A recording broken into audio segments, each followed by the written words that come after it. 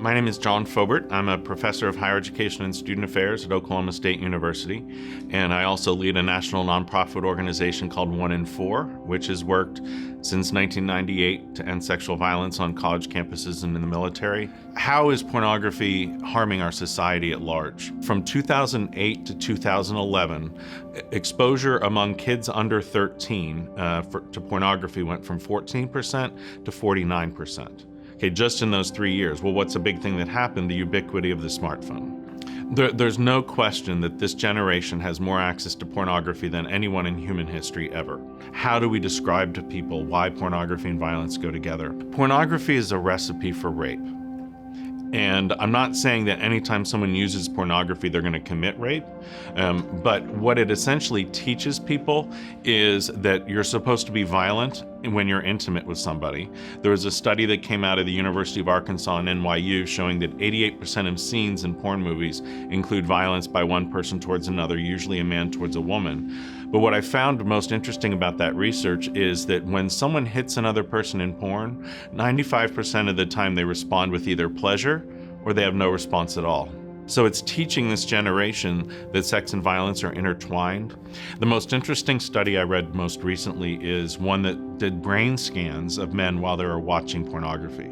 They scanned their brains and they wanted to see what areas of the brain light up when men look at porn.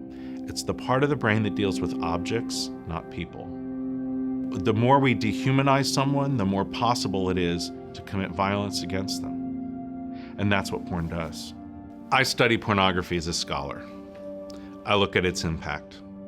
And one of the things that frustrates me is people who will say things are in the research that aren't, or they'll question solid research just because it doesn't fit their own opinion. And what they say is the connection between pornography and sexual violence is merely assumed. Well, we have over 50 studies showing a direct link between pornography and sexual violence. And from statistical odds, here's what we know. The odds that the pro-porn side who says there's no connection, the odds that they're right is like this. You take the Empire State Building in New York City, a real big building, you fill it with pennies. And then you take that and you make 1 billion Empire State Buildings filled with pennies.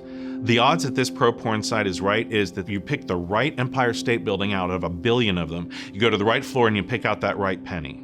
That one penny represents statistically the likelihood that the pro-porn site is correct, that really there's no connection between porn and sexual violence. The odd that they're right is 1 in 1 decillion. This generation is being taught sex and violence go together.